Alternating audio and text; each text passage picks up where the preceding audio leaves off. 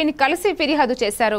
తన 13 ఏళ్ల కుమార్తెకు అశ్లీల చిత్రాలు మొబైల్లో చూపిస్తున్నాడని చెప్పగా భర్త కడలి నాగేంద్ర కిరణ్ కుమార్ అతడిని మందలించడంతో మేనల్లుడు కత్తితో దాడి చేశాడని ఆరోపించారు.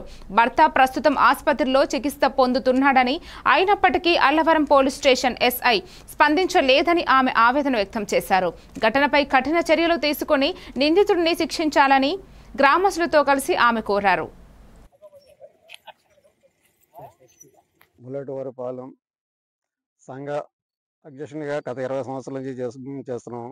ఆ ఏళ్ళప్పుడు 8వ తారీఖున వీళ్ళ ఇంటి ఈ కడలై కిరణ్ కుమార్ వాళ్ళ మేనల్లుడు దొంగ సురేష్ అతనిపై దాడి చేయడం జరిగింది. ఈ విషయం దాడి చేస్తుండగా అలా చిన్న మేనత్త చిన్నమ్మ గారికి కూడా చిన్న గాయమే తగిలింది. ఈ విషయం మళ్ళీ పోలీస్ స్టేషన్లో అమ్మాయి వెంటనే డిఎస్పీ ఆఫీస్కి వెళ్ళి కంప్లైంట్ చేయడం జరిగింది. ఆ రోజున ఈ కిరణ్ వాళ్ళ కుటుంబ సభ్యులు వచ్చి సంఘ పెద్దల దగ్గర వచ్చారు. సంఘ పెద్దల దగ్గర వచ్చి 9వ తారీఖు 9వ తారీఖు కంప్లైంట్ ఇవ్వగా మా ఆడపడుచు మేము ముగ్గురు ఆడపడుచులండి. నాకు అత్తమామలతో కలిసి ఇంట్లోనే ఉంటున్నామండి. మా పెద్ద ఆడపడుచు కొడుకు దేవి సుధీర్ మా అమ్మాయితో మిస్బిహేవ్ చేశాడండి. మా అమ్మాయికి 13వ సంవత్సరం అండి.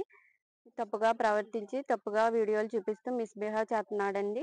ఆ కారణంగా మా ఆయన గారికి నేను చెప్పగా ఆయన మా పిల్లోడిని మందలించారండి. మందలించడంతో మా ఆయనతో కత్తితో దాడి చేశారండి. ఆ విషయం కత్తితో దాడి చేశారండి. ఆ రోజున పోలీస్ స్టేషన్ లో కంప్లైంట్ ఇస్తే ఆయన కంప్లైంట్ తీసుకోవట్లేదండి. ఆయన 9 రోజుల నుంచి హాస్పిటల్లోనే ఉన్నారండి. సీరియస్ కండిషన్ లో ఉన్నారండి. ఎస్సీ గారు అసలు పట్టించుకోవట్లేదు.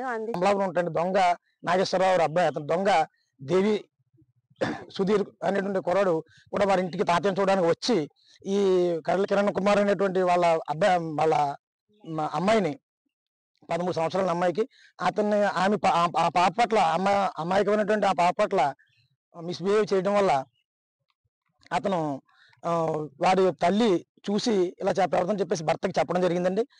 చెప్పిన తర్వాత అతను బాధ్యతగా అమ్మాయి విషయంలో బయట పెట్టుకోవడానికి అని చెప్పేసి అతను వాళ్ళ మేనల్ని పిలిచి ఇలా చేయడం మందడం జరిగిందండి. దాన్ని అలా తిట్టాడని చెప్పేసి 8వ తారీఖు ఆదివారం 4 గంటలకి వాళ్ళు అక్క బావ ముగ్గురు వచ్చి వాళ్ళ తాతయ్యని చూడడానికి వచ్చి వీళ్ళందరినీ వీరిని కిరణ్ని వాళ్ళ భార్యని పిల్లల్ని అందరినీ తిడుతూ దుర్భాషలాడితే దాన్ని ఆ సందర్భంలో అతను నా కొడుకుని తిడతామని చెప్పేసి అతను దొంగ నాగేశ్వరరావు అతను వచ్చి కత్తితో దాడి చేస్తే వాళ్ళ చిన్నాడు పడిచినటువంటి